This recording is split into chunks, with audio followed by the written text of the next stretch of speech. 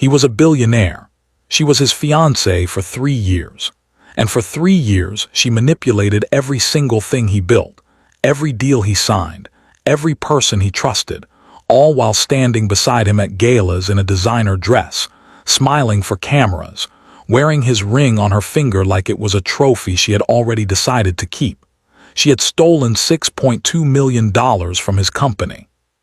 She had corrupted a public bridge that thousands of people drove across every single day, replacing structural steel with inferior materials, and pocketing the difference while families drove over that bridge with their children buckled in the back seat, not knowing the ground beneath their tires had been compromised by greed. She had buried a legal trap inside his own prenuptial agreement, a clause on page 47, planted by a law firm she had quietly compromised, that would have handed her co-ownership of his entire brand empire the moment they said "I do." 3 years. He never saw it, not once. Until the day he hired a poor village girl from a town with 1 stoplight and 200 miles of distance between her and everything she was trying to reach. A girl who had glued her shoe heel back together before her interview, who sat in his waiting room with a dry pen and a borrowed notebook. And in less than 3 weeks of doing her ordinary, entry-level job, she unraveled everything his fiancé had spent 3 years constructing, not because she was looking for trouble, not because she had an agenda, but simply because she was the kind of woman who could not leave a wrong number alone. And when she walked into his office and laid that notebook on his desk, everything changed. Now here is the question you need to carry into this story. How does a woman spend 3 years beside a man this intelligent, this precise, this formidable, and deceive him completely? How does a girl with 42 rejection letters, a broken shoe, and a notebook full of handwritten numbers walk in and destroy it all in seconds? And when he finally learned the full truth, what kind of man marries the village girl against the fury of an entire world that says she doesn't belong at his table? Stay with this story. Because every answer is more devastating than the question. The boardroom on the 47th floor of Caldwell Tower had floor-to-ceiling windows that overlooked the entire city of Chicago, and Ethan Caldwell owned every inch of what those windows showed. 34 years old, 6'2". The kind of build that came not from vanity but from discipline, the same discipline that had governed every hour of his life since he was 19 years old and standing in the ruins of what his father had left behind. His face was angular, composed, and carried the particular stillness of a man who had trained himself never to react before he had thought. His suits were custom, dark, and without flourish. He wore a watch that had belonged to his father, not because it was expensive, though it was, but because it was the one thing from that chapter of his life he had chosen to carry forward rather than bury. He had built Caldwell Industries from a single inherited factory and $300,000 of inherited debt into a $4.7 billion conglomerate in under a decade. The financial press called him relentless. His competitors called him surgical. His employees quietly called him fair. In the world he operated in, fair was rarer than brilliant, and they knew it. He walked into the boardroom that Tuesday morning already 3 steps ahead of the agenda. He had read the full briefing document the previous night, annotated it in the margins, and identified 2 structural weaknesses in the proposed Meridian acquisition timeline before he poured his first cup of coffee. This was simply how his mind worked, forward, methodical, nothing wasted. What he had not trained himself to examine with the same precision was the woman already seated at the head of the conference table, Victoria Ashworth. She was positioned exactly where the morning light came through the east-facing windows at its most flattering angle, and this was not an accident. Nothing about Victoria was an accident. She was 31 years old, polished to a finish that suggested effortlessness while concealing enormous effort, with auburn hair and the kind of posture that had been engineered by years of watching her father command rooms. Her dress was a deep burgundy that photographed beautifully. Her engagement ring, 3 carats, cushion cut, chosen by Ethan 2 years into their relationship, caught the light every time she moved her left hand, which she did, subtly, often. She was the daughter of Senator Richard Ashworth. Old money, old name, old influence that had been declining quietly for a decade beneath the surface of its own reputation. Her father was charming and well-connected, and had been spending more than he earned for 15 years, sustained by relationships built on mutual leverage rather than actual wealth. Victoria had grown up watching him do it, had sat at his knee at age 9 while he hosted dinners for men with more power than integrity, and had absorbed the lesson he never stated directly but demonstrated constantly. The secret is to make the powerful man believe the power was always his idea. She had carried that lesson like a compass ever since. They had been engaged for 3 years. 3 years of charity galas with intertwined fingers and a ring that camera lenses loved. 3 years of magazine features with headlines like Chicago's Golden Couple and Love and Legacy. Inside the Caldwell Ashworth engagement. 3 years of Ethan believing, with the same certainty he brought to balance sheets and acquisition strategies, that Victoria was the woman he had chosen correctly. He kissed her cheek when he passed her chair. It was warm and automatic, the gesture of a man who had settled into a relationship the way you settle into a structure you have inspected and approved. She smiled and touched his hand. But the moment his back was turned, that smile dissolved like sugar dropped into something hot. Not dramatically, Victoria never did anything dramatically. It simply left her face the way a screen goes dark when the power cuts. Her eyes, warm and bright for the camera of his attention a second ago, shifted into something else entirely. They moved across the room with the quiet, efficient sweep of an auditor reviewing a room she already owns, clocking who was present, who was useful, who was a risk, who was a variable she had already accounted for. Nobody saw it. Nobody ever saw it. At the far end of the table, Ethan's executive assistant Marcus, 38, careful, the kind of man who had survived 6 years in proximity to power by noticing everything and volunteering nothing, watched a pen roll toward the table's edge when Victoria reached across to adjust Ethan's coffee cup. She caught it before it fell. Fast, reflexive, precise. Her fingers closed around it with a grip that lasted a half-second longer than the moment required, and then she set it down, and her face was warm again, and she was laughing softly at something the CFO had just said. Marcus looked back at his notepad. He had been noticing small things about Victoria Ashworth for 2 years. The way she remembered every junior employee's name on the first introduction, then never used it again unless that employee had become useful. The way she always ordered her own food at Ethan's family dinners, never from the shared table, always separately, always with a gracious excuse about allergies or preferences. The way she asked questions in conversations that sounded like interest but functioned like reconnaissance. He had never said any of this to Ethan. He had tried once, obliquely, carefully, and Victoria had been in the room when he did it, which he hadn't realized until a week later when his annual performance review contained a note about communication style concerns that had never appeared before. He had not tried again.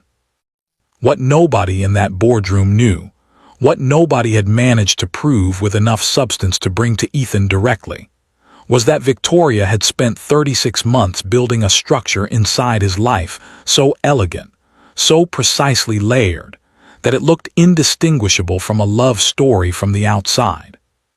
She had positioned her cousin Brandon Ashworth as the silent contractor on 2 of Caldwell Industries' largest construction projects.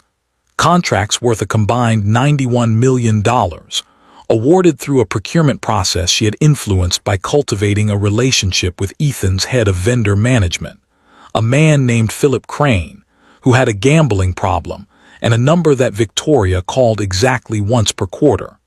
She had never threatened him.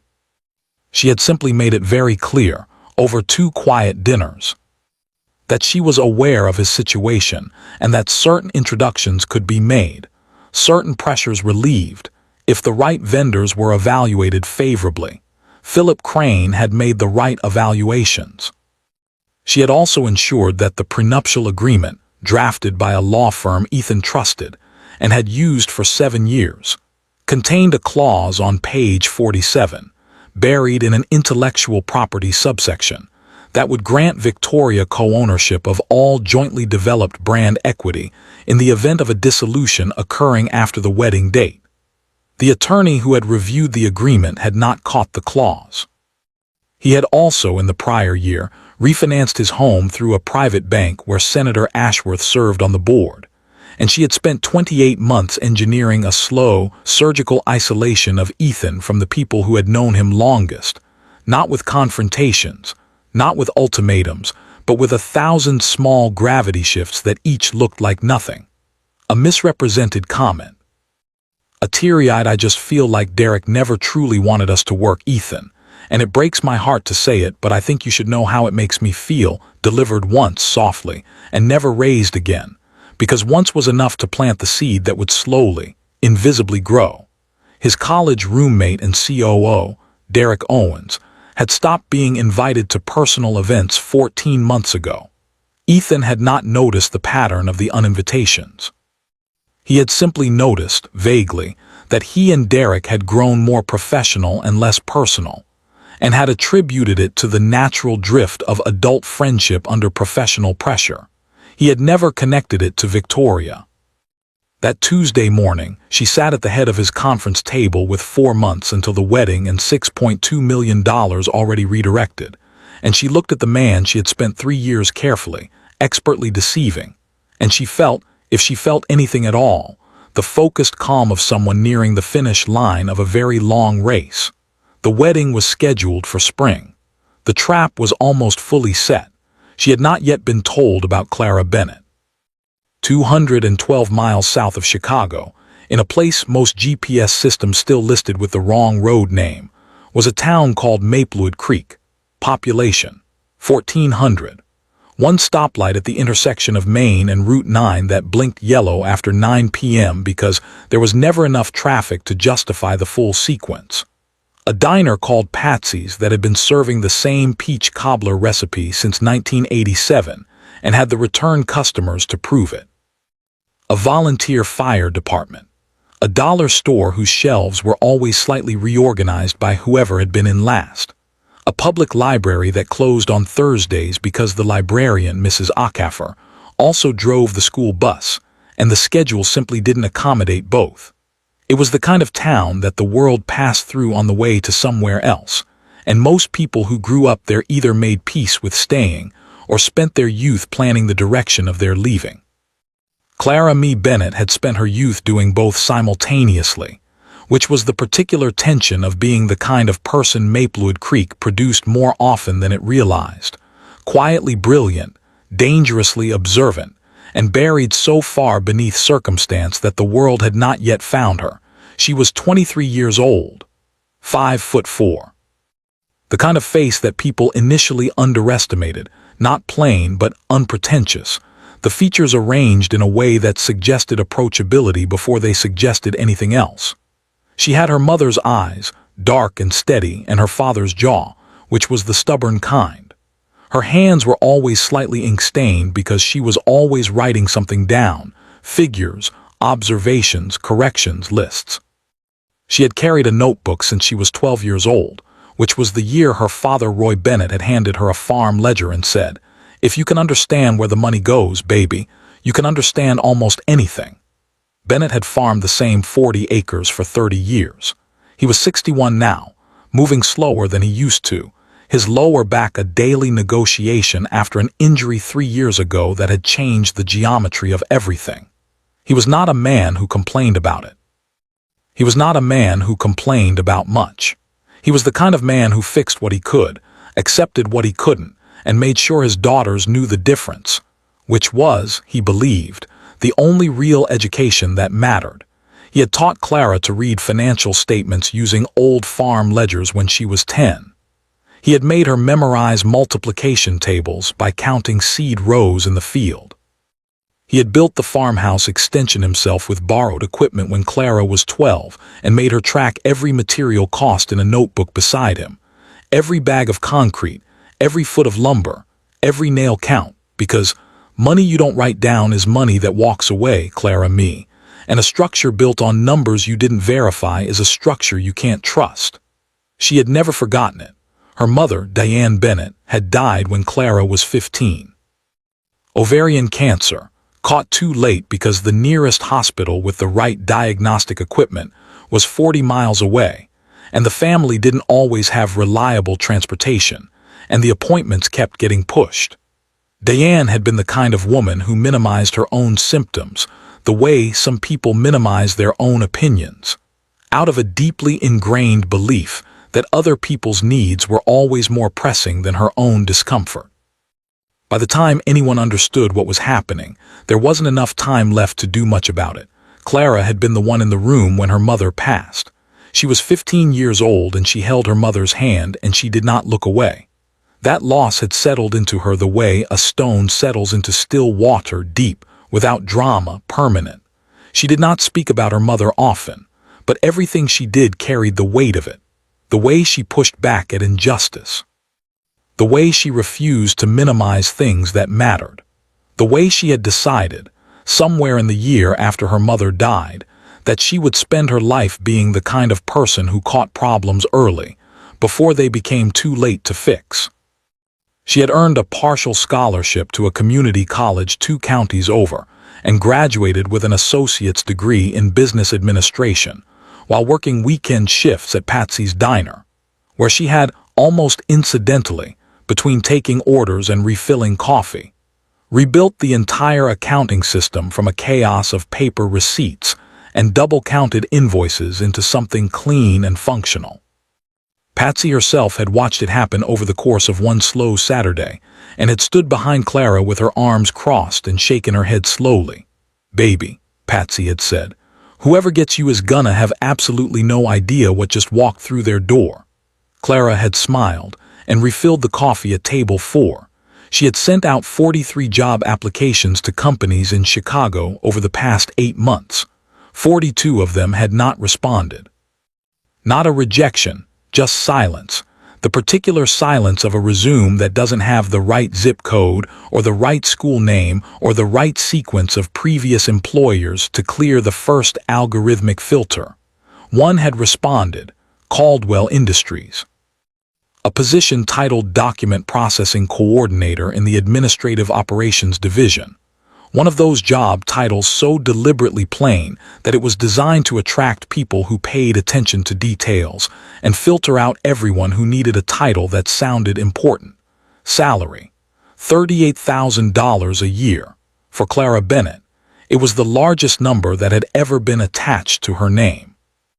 The night before the interview, she ironed her one good blazer on the kitchen table while her father sat across from her eating his dinner and not saying anything, because Roy Bennett knew when to be quiet around his daughter, which was one of the things she had loved most about him for 23 years. She had noticed, while ironing, that the heel of her right dress shoe had begun separating from the sole. She had gone to the kitchen drawer, found the super glue, pressed the heel back, held it for 3 minutes, and set the shoe by the door to cure overnight. She had borrowed her neighbor Mrs. Totham's car for the drive. She had left Maplewood Creek at 5:30 in the morning to make sure she arrived in time. She had parked on the street 4 blocks away because she couldn't afford the parking garage. She had walked those 4 blocks in the repaired shoes, holding her right foot at a very slight outward angle, just enough that the heel wouldn't flex and reveal the repair, and had arrived at the lobby of Caldwell Industries looking completely composed. Nobody would have known. That was perhaps the first and most essential thing to understand about Clara Mee Bennett. She had spent 23 years becoming very good at looking composed while carrying weight that had no right being on someone her size. She sat in the waiting room. She waited. The HR coordinator had a family emergency. Would she mind waiting 45 minutes? She said she didn't mind. She sat back down, opened her notebook, and began reviewing the notes she'd made about the company.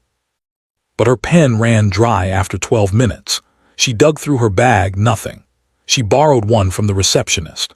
She returned to her seat, and because her mind was constitutionally incapable of idling, because stillness for Clara had never meant inactivity, only the internalization of activity, she picked up the industry financial magazine that someone had left on the chair beside her and began reading.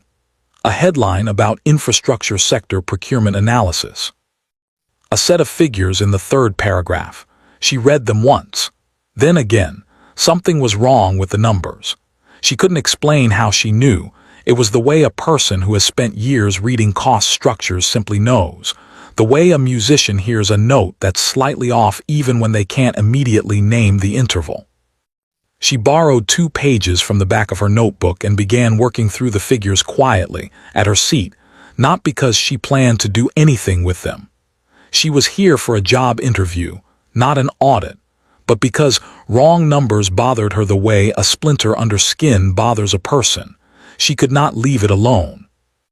By the time the HR coordinator appeared to take her to the interview, Clara had filled 1.5 pages with calculations and identified an anomaly she hadn't been looking for. She folded the pages. She put them in her blazer pocket. She went to her interview. She got the job. She drove back to Maplewood Creek that evening with the offer letter on the passenger seat and her right foot at a slight angle the whole way and the folded pages still in her pocket. And she did not yet know that those pages, and the mind that had produced them without being asked, were about to change the trajectory of her entire life and destroy the carefully constructed future of one of the most powerful women in Chicago. Clara's first day at Caldwell Industries was a Thursday in October. She arrived at 7:48 a.m., 12 minutes before her 8 o'clock start time, because arriving on time was, in her experience, the first way you told an organization something true about yourself, and she intended everything she told this organization to be true. Her supervisor was Gerald Foote, a tightly wound man of 52 who had been managing document processing for 11 years and had developed, over that time, the particular energy of someone who had long ago stopped expecting anything surprising from his department or the people in it. He explained Clara's role in 4 sentences, handed her a stack of vendor invoices and completion reports 4 inches thick that needed cross-referencing against a digital database, and told her she had until end of day. It was the kind of task engineered to consume a full workday. Clara finished in 4 hours. Gerald Foote stared at the completed stack when she brought it to his desk, then checked it the way you check something you're certain must contain errors. It didn't contain errors. It contained, in fact, a small indexed note at the back flagging 2 fields in the database that appeared to have mismatched entry formats. A legacy issue, she explained when he looked up, that would cause sorting errors in the quarterly export if it wasn't corrected. She hadn't been asked to look for it. She had simply noticed it while working. He gave her a second stack. She finished it in 2.5 hours. With the remaining time in her day, she organized the department's shared digital filing system, a structure so disordered that 3 of her colleagues had individually mentioned it to her in passing that morning as a running grievance nobody had time to address. She didn't announce what she was doing. She simply did it, quietly, before logging off. Gerald Foote discovered the reorganized drive the following morning and sat at his desk for a full minute before saying anything. Then he said nothing, which was the closest he came to acknowledgement, and assigned her the month's vendor invoice reconciliation. She was into the 3rd week of it when she found the first wrong number. She had been assigned to cross-reference vendor invoices against corresponding project completion reports, specifically for the commercial and infrastructure contracts in the most recent fiscal year. The work was standard, methodical, the kind of thing her brain could do at half speed while the rest of her thought about other things. Except on the 3rd invoice in the 2nd batch, the concrete material costs had been adjusted. Not obviously, not in the way you'd catch if you were moving quickly, or if you hadn't spent your childhood tracking construction material costs in a notebook beside a man who believed that a structure built on numbers you hadn't verified was a structure you couldn't trust. Clara set the invoice down. She picked it up again. Her father had built the farmhouse extension with borrowed equipment when she was 12. He had priced every material himself, walked her through every ratio, how much concrete was needed per square foot, what labor overhead should run against materials, what the margin between budget and final cost should look like on an honest job. She knew these numbers the way she knew her own handwriting, and the numbers on this invoice had been touched after the fact. Not rewritten, adjusted. Massaged into plausibility by someone who understood the structure well enough to stay inside the margins of casual review, but not well enough to account for someone who genuinely knew what concrete and steel and labor overhead should cost. The vendor was Ashworth Construction Group. She sat very still for 45 seconds. Then she did what she always did with problems she didn't know how to handle. She documented everything, every discrepancy, every adjusted figure, every corresponding project code and completion date. She printed nothing. She had no authority to print vendor documents outside the standard process, and she saved nothing to the shared drive where others could see it. She wrote it in her notebook, in the handwriting that had earned her top marks in every accounting course she'd ever taken. She went home. She did not sleep. She lay on the second-hand couch in her studio apartment and stared at the ceiling and thought about what she'd found, and what it meant, and what it had to do with her. She was a document processing coordinator. She had a student loan. She had a father with a bad back in Maplewood Creek and 42 companies that hadn't responded to her application, and the one that had was the reason she was lying awake at 1 in the morning in Chicago holding information she wasn't sure what to do with. She thought about Roy Bennett saying, "Money you don't write down is money that walks away." She thought about him saying, "A structure built on numbers you didn't verify is a structure you can't trust." She went back to the office the next morning and went through every Ashworth construction invoice in the database she had access to. She found 4 more sets of adjusted figures across 3 different projects, each one plausible in isolation, each one off in the same directional pattern: inflated material costs, understated labor verification, final billing numbers that didn't track cleanly against the project specifications. Then she found the Lakeview Bridge. It stopped being about money. The billing record for the Lakeview Bridge project, a public infrastructure project funded in partnership with the city of Chicago, contained a material substitution entry so understated it would have passed completely unnoticed by anyone who didn't already know what to look for. Grade B structural materials ordered. Grade A structural materials billed. The difference pocketed, a bridge that people drove on every day, with children in their cars. Clara sat at her desk for a long time after that. She thought about her mother, 40 miles from the hospital that might have caught it in time. She thought about what happens when the systems that are supposed to protect ordinary people have been quietly compromised by people with enough money and access to do it invisibly. She thought about what kind of person notices that and says nothing. She went to Marcus. She asked for 6 minutes with Mr. Caldwell. Marcus looked at her the way you look at someone who has just asked to schedule time with the moon. "On what matter?" he asked, his voice carefully measured. Clara thought about how to answer that for exactly 3 seconds. "Document discrepancies." She said, "In the Ashworth vendor file." Marcus was still.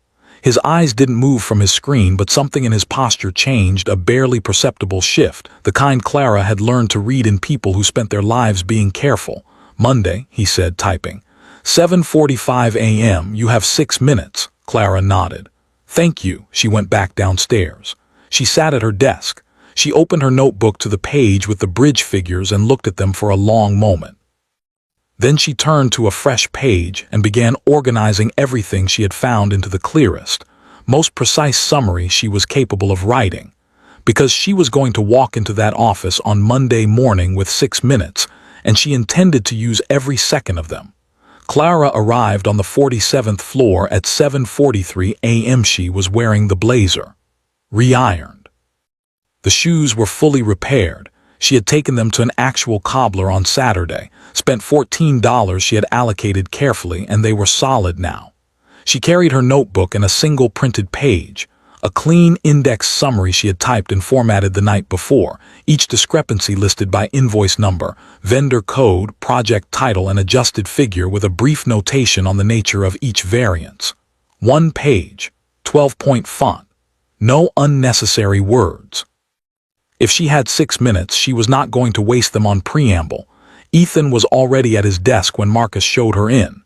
He looked up from whatever he was reading, and there was a half-second of recognition. The rug girl, his expression said, though he didn't say it, and then the focused attention of a man who had given her 6 minutes and was going to use them efficiently. Miss Bennet, he said. Mr. Caldwell, thank you for the time. She placed the summary on his desk. She did not apologize for it being only 1 page. She did not preface it with disclaimers about her level or her experience or the possibility that she might be wrong. She had checked her numbers 4 times. She was not wrong. Ethan picked it up. His eyes moved across the page, and within the first 15 seconds something shifted in his face. Not dramatically. It was the micro-change of a man whose analytical brain has registered an anomaly the way a body registers a wrong temperature. Not with alarm, but with the quiet, immediate certainty that something is off and needs to be addressed. He read the full page. He turned to the notebook she'd set beside it. He studied the handwritten figures. When he finally looked up, his eyes were different than they'd been when she walked in. "You compiled this yourself," he said. "Yes, sir. I was assigned the vendor invoice cross-referencing 3 weeks ago. These discrepancies appeared in the data during the normal course of that work. Have you shown this to anyone else?" "No." "Anyone? Your supervisor? A colleague?" "No one," Clara said. "I wasn't certain what the appropriate escalation path was. I didn't want to route it through a channel that might be connected to what I was looking at." He was quiet for a moment. The intelligence of what she just said settled visibly. She hadn't just found the problem. She had understood the implication of the problem, that whoever had adjusted these numbers had system access, which meant the corruption could be anywhere in the chain between the invoices and the people who approved them. "Who do you report to?" he said. "Gerald Foote, document processing. Of this morning, you report to Marcus." He stood. "I need you to pull every Ashworth construction invoice going back 28 months. Not from the shared drive, from the original paper archive in vault storage. Do you know where vault storage is? Sublevel 2. Marcus will authorize your access. You tell no one what you're looking for. Not Gerald, not your colleagues, not anyone you've spoken to here." He paused. "Do you understand why I'm asking that?" Clara met his eyes steadily. "Because if someone adjusted these figures, they had access to the system, and you don't yet know how far that access goes." He looked at her for 1 full beat, the kind of look that isn't appraisal anymore, but something more like recognition. "You have 6 minutes," he said. "You've used 4. Is there anything else?" She had been about to say no. She had almost let the professionalism of the moment close the door on the thing that had kept her awake for 2 nights. "Lakeview Bridge," she said. Something in Ethan's posture changed. "Material substitution in that billing record concerns me more than the money does," she continued. "If the figures I found are accurate, Grade B structural materials were installed on a load-bearing public bridge that was billed and paid for at Grade A specifications. I don't know the engineering implications, but I think someone who does should look at it."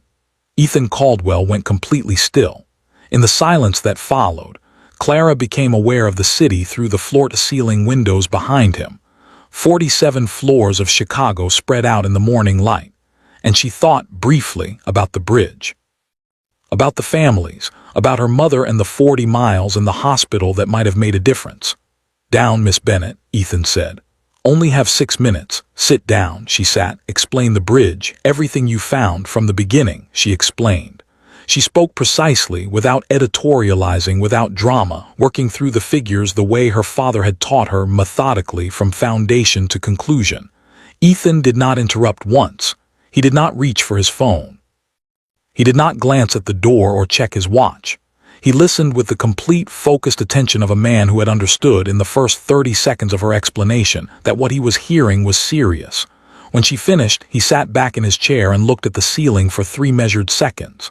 "Thank you, Miss Bennet," he said. Clara stood, gathered her notebook, and walked to the door. "Miss Bennet," she turned. "This took courage," he said. "I want you to know that I understand that." She looked at him for a moment. "It didn't feel like courage," she said honestly. "It felt like the only thing I could do." She walked out. In the elevator going down, she pressed her back against the wall and gripped her bag strap with both hands and breathed through her nose until the doors opened at the ground floor. Then she straightened her blazer, walked back to her desk in document processing, and opened the next batch of invoices like it was any other morning. Upstairs, Ethan Caldwell reached for his phone and called Derek Owens. The call lasted 6 minutes, Something very large had begun to move. Ethan did not confront Victoria that day. He did not confront her the next day, or the day after that. He was not a man who moved without complete information, and what he had right now was enough to be certain, but not yet enough to be decisive. So he did what he always did when the situation required it. He became very still on the outside while moving very fast on the inside. He called Derek Owens first. He told him enough. Derek, who had sat across from Ethan at a company dinner 3 years ago and said, "She looks at you the way a hunter looks at land she's already decided to fence," and had never been invited to say it again, did not say "I told you so." He said, "Tell me what you need."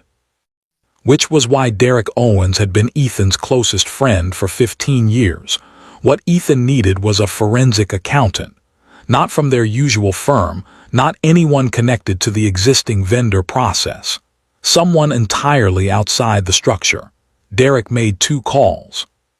By Thursday, Dr. Patricia Graves, a forensic accountant with a reputation in Chicago's legal community for being so thorough she had once found a discrepancy in a client's financials that the client's own CFO had missed for 7 years, was sitting in a secure conference room with access to 28 months of Ashworth construction records pulled from vault storage by Clara Bennett.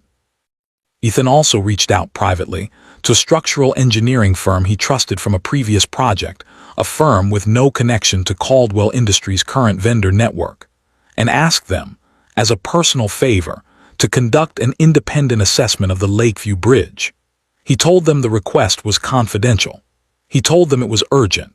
He told Victoria he was under deadline pressure on the Meridian deal and would be working late all week. She brought dinner to his office on Wednesday. She kissed his cheek. She told him she understood.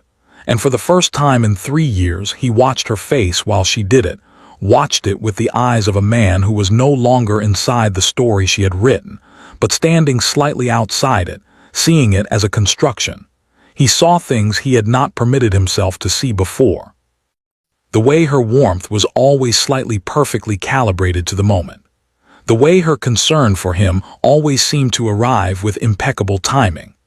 The way she touched him, not with the unconscious, imperfect tenderness of a woman who loved someone, but with the practiced precision of a woman who had studied what that tenderness was supposed to look like and replicated it faithfully. He thought about his mother's journal, not that he'd ever read it, but she had mentioned once, in an oblique way, that she wrote privately about things she couldn't say aloud. He thought about his father, who had trusted a business partner for 6 years, while that man systematically dismantled everything the Caldwells had built.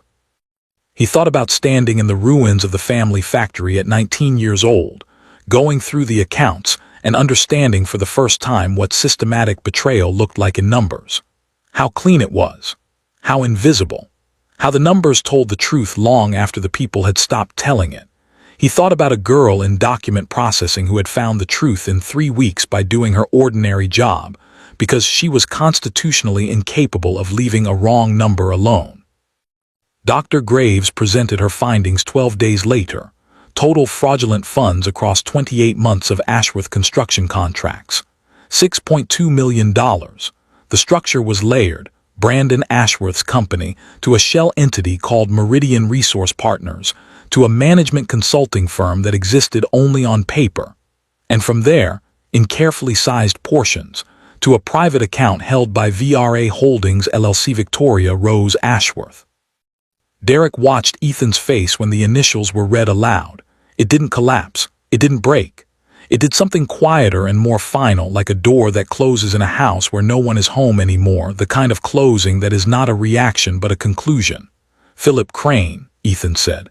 His voice was entirely level. Dr. Graves slid a second page across the table. Quarterly cash deposits. Smaller amounts. The cost of a compromised vendor approval process. Asterisk the law firm, asterisk Ethan said, still documenting. But the clause on page 47 of the prenuptial agreement appears to have been inserted at the draft stage, not the review stage, which means someone with access to the original document template. "Thank you, Dr. Graves." He stood. He straightened his jacket. "Derek, get me the best litigation attorney in Illinois. Not ours, someone new." someone with no prior relationship to anyone in this building. He walked to the window, Chicago spread out below him, his city, his buildings, his name on 3 of them, and he stood there and allowed himself exactly 60 seconds to feel the full weight of it. 3 years, every gala, every magazine cover, every dinner where his mother had watched Victoria not touch the food from the shared table. Every moment he had dismissed Derek's hesitation as jealousy and Greta's abrupt resignation as a personal matter, and his own occasional unease as the byproduct of being a man who overanalyzed everything. He had not overanalyzed. He had under-questioned, and the difference had cost him $6.2 million and 3 years of his life, and the integrity of a public bridge that thousands of people trusted with their lives every day. The structural engineering report had arrived 4 days earlier. The bridge would perform adequately for approximately 12 more years before serious degradation became critical. 12 years. Ethan had ordered the remediation work the same afternoon, funded personally without announcement. Not as a gesture, not for press. Because a bridge that had been compromised needed to be fixed, and the speed of the fix was the only measure of the seriousness with which he took the responsibility. Then he planned the rest. Philip Crane was terminated with cause and referred to the state attorney's office. The documentation was thorough, clean, and unanswerable. Brandon Ashworth received a civil fraud claim that listed every adjusted invoice, every shell transfer, every material substitution on every project. $6.2 million accounted for to the last figure in a document that Clara's organized vault archive had made possible. The law firm settled within a week. Silently. Fully. The clause on page 47 was rendered void. The prenuptial agreement was dissolved entirely. Senator Richard Ashworth called twice through intermediaries. Careful, calibrated suggestions that reasonable people with history together found ways to resolve things privately, that there was no need for the matter to become public, that families of standing had always found accommodation. Ethan did not take the calls. On a Saturday morning, Victoria arrived at his apartment with pastries from his favorite bakery and a bright, easy smile she had calibrated over 3 years to feel effortless. He was in the kitchen. He turned when she came in. He looked at her, and the look was different enough that her stomach dropped 1 inch, just one, in a way she controlled immediately because she had been controlling things for a long time. "You brought pastries," he said. "Mason," she said. "Your favorite." "Down, Victoria," she sat. He sat across from her and placed his hands flat on the table and looked at her with an expression she had never once seen in 3 years, not angry, not cold, not wounded, simply clear. The expression of a man who had finished deciding something and was now only in the execution of it. "Long," he said. She kept her face very still. "How long what, Ethan?" He placed the VRA holding summary on the table between them. Victoria looked at it. She looked at him. And for one brief, unguarded moment, the most honest moment she had ever shown him, something behind her face shifted. Not guilt. It was the expression of someone who has been playing a very long game of chess and has just had the board lifted away. Then she recovered. Because she was Victoria Ashworth, trained by a man who had never lost his composure in front of an audience, and she was not going to lose hers now. "Ethan, I can explain." "I know you can," he said. "You're exceptional at explaining things. That's been the problem." He stood. "The engagement is over. Brandon has been served. Crane has been referred to the state attorney's office. The law firm has settled. Your father's calls have not been returned and will not be returned." He looked at her steadily. "I'd like you to leave the key on the table." Victoria's jaw was tight. Her eyes were bright, not with tears, with something that looked more like the realization of a loss she had not budgeted for. "Going to regret this," she said very quietly. "I already regret it," he said. "I regret 3 years of it, but that's my problem to carry, not yours to use." She set the key on the table, she picked up her coat, she walked out without the pastries, and Ethan stood in his kitchen in the silence that followed and felt, beneath all the precision of what he had just executed, something he hadn't expected.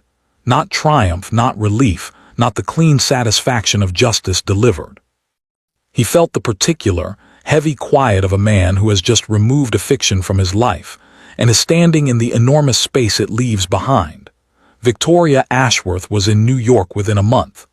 She was photographed at a gallery opening within 6 weeks, on the arm of a hedge fund manager, as though Chicago had been a chapter she had simply turned the page on.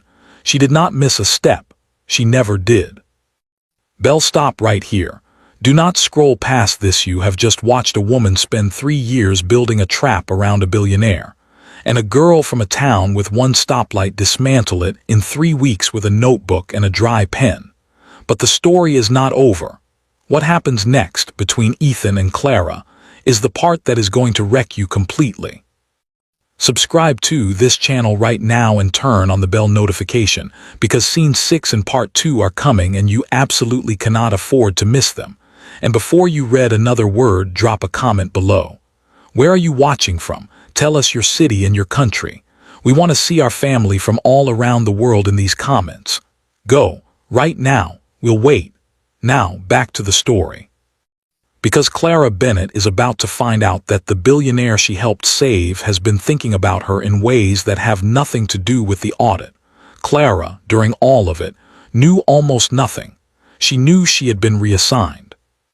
She knew her title had changed from document processing coordinator to internal audit liaison, reporting to Derek Owens, with a salary adjustment that made her read the offer letter 3 times standing at the printer.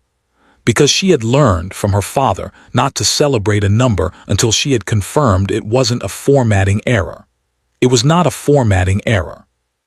She called Roy Bennett that evening from her studio apartment, sitting cross-legged on the second-hand couch with the offer letter on the cushion beside her. "Daddy, yeah, baby, I got a promotion." Silence on the other end was the kind that Roy Bennett used when he was feeling something larger than he knew how to say quickly. "Not in trouble, are you, Clara? Me? You didn't do anything that, Daddy," she said, and she was smiling. "I did my job." Another silence. Then, quietly, "Well then." And the pride in those 2 words was the kind that needed nothing added to it. She did not know the full scope of what she had uncovered. She did not know about Victoria Ashworth or VRA Holdings or the clause on page 47 of a prenuptial agreement that had been diffused before it could be detonated. She did not know about the bridge remediation that Ethan had funded personally and silently. She did not know that the reorganization of the vault archive, which she had done methodically in her off hours because the disorder had bothered her, had been the foundation upon which Dr. Patricia Graves had built a $6.2 million fraud case. She knew that she had found wrong numbers. She knew that she had reported them. She knew that the right people had taken them seriously. It was enough. She found a slightly better apartment in November, one with a working radiator and a kitchen counter that wasn't also the dining table. She paid off the smallest installment of her student loan. She bought herself a proper pair of work shoes, not from the cobbler, not with super glue, but from an actual shoe store in her size at full price. It was a small thing. It felt enormous. She threw herself into the new role with the same precision she had brought to every role before it, methodically, thoroughly, with the deep and particular satisfaction of a person doing work that was actually commensurate with what they were capable of. She sat in meetings that were above what her title might have suggested and said exactly what she thought, and not one word more. She argued calmly, with evidence, in the precise and organized way her father had taught her, for positions she believed in, even when those positions disagreed with the senior people in the room. She was entirely unaware that Ethan Caldwell had begun looking for reasons to be in those meetings, not conspicuously, not in a way that anyone could have named exactly.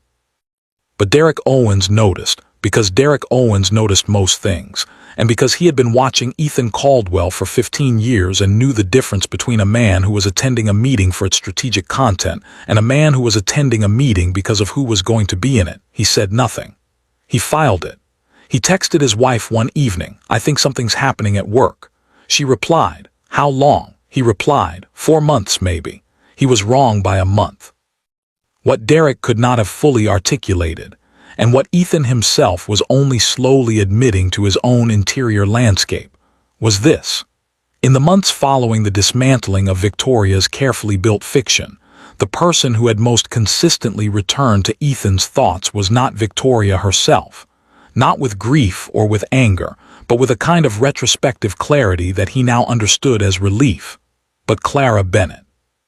He thought about the girl who had glued her shoe heel and driven 200 miles for an entry-level interview, who had covered a coffee spill with a folder and told him the rug cost more than her car before she knew who she was talking to, who had sat in his office with 6 minutes and told him the truth about his own company in clear, unembellished language, and then, when he'd asked if there was anything else, had raised the bridge. Not her position, not her role, not what this might mean for her career. The bridge, because there were people driving on it. He thought about the lunch. He had taken her to a small Italian place with checkered tablecloths, and she had walked in and immediately understood that it wasn't an HR meeting and hadn't pretended otherwise. And he had told her everything, the full scope, Victoria, the prenuptial clause, all of it, and she had listened without filling the silence with performance. And when he finished, she had said, "I'm sorry." About the engagement. That's a real loss, even when the person wasn't who you thought they were. The version of them you believed in was real to you. Nobody had said that. Not Derek, not Marcus, not his mother. They had said better off and never deserved you, which were kindnesses, but not the truth. Clara had told him the truth, the way she always told it, without dressing it, without softening it into something easier to carry. He had told her about his father that afternoon, about the factory, about 19 and the ruins and the rebuilding. He had not told anyone that story in a long time. The lunch had lasted 2 hours.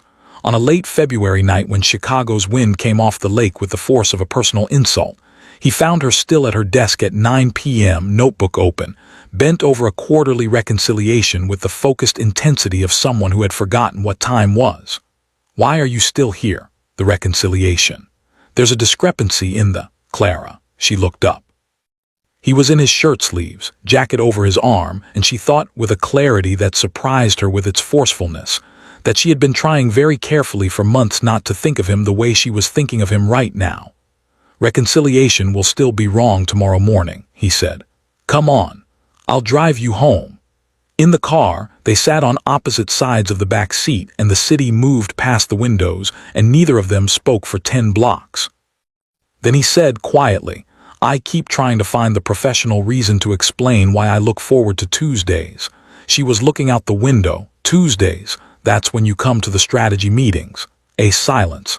"I've noticed your Mondays seem heavier," she said. "They are," he said. She turned and looked at him. "Ethan, I need you to be sure, because I am not built for being a chapter in someone else's story. I have 42 rejection letters and a student loan and a father in Maplewood Creek who needs me to make good decisions. I'm sure," he said, "your world is going to have opinions about me. My world has had opinions about me for 15 years, he said. I've learned to work without its approval." Car stopped in front of her building. "Good night, Ethan." "Good night, Clara." She went inside. She stood with her back against her apartment door and held her notebook against her chest and stayed there in the quiet for a long moment, feeling the full weight of standing at the edge of something enormous. Then she went and made instant coffee and sat at her kitchen table and looked at the quarterly reconciliation she still hadn't finished. But she was smiling. The wedding was small. Not hidden. Ethan Caldwell did not hide from anything but intentional. Real. A room of people who mattered, not people who photographed well. Roy Bennett drove up from Maplewood Creek in a truck that had seen better decades. He wore his good shirt and the tie Clara had given him at Christmas. He shook Ethan Caldwell's hand in the lobby and held it and looked him directly in the eye with the steady, measuring look of a man who has spent 60 years knowing the difference between a person who is honest and a person who performs honesty. Ethan held the handshake a beat longer than necessary. He said, "I know." Bennett nodded once. That was enough. Alina Caldwell watched Clara walk down the aisle in a dress that was simple and exactly right, and she reached quietly into her bag and touched the cover of the old journal she had carried for years, the one where she had written, after a Christmas dinner 3 years ago, "She never eats the food anyone else prepares," and she thought, "Here is someone who will eat at our table and mean it." Marcus cried in the third row and denied it to everyone who asked, which was nobody, because everyone was too busy being moved by the look on Ethan Caldwell's face when Clara walked through the door. Derek Owens stood up front and did not say "I told you so" because he was a man of genuine character, and also because the moment didn't need it. Somewhere in New York, Victoria Ashworth saw the announcement on her phone at a rooftop event. She set it face down on the railing. She picked up her drink. She looked out at a different city's skyline and felt, for the first time in as long as she could remember, the specific weight of having spent 3 years acquiring something she had never once, not for a single moment, actually wanted, and losing it to someone who had never wanted anything except the truth. She had told herself for 3 years that not loving him was power. She was only now beginning to understand what it had cost her. Clara stood beside Ethan at the front of the room and held his hands and looked at him, and thought about 42 rejection letters. About a father who read ledgers and built extensions and never cut a corner because the structure had to be trusted. About a bridge that needed fixing. About a notebook full of wrong numbers she couldn't leave alone. About Patsy saying, "Whoever gets you is gonna have no idea what just walked through their door." She looked at Ethan. He looked at her. He knew. End of part 1, warning, part 2 is coming, and everything is about to get worse before it gets better. Victoria Ashworth is not finished. Senator Ashworth has not made his last move, and there are things about the night Clara's mother died, about the hospital 40 miles away, and the name on the hospital's board of trustees that Clara has never thought to question, until someone sends her an envelope with a document inside. And a name at the bottom she recognizes: subscribe, notifications on, drop your city in the comments, because part 2 doesn't just break hearts, it burns everything down and builds something truer from the ash, and you will not see what's coming.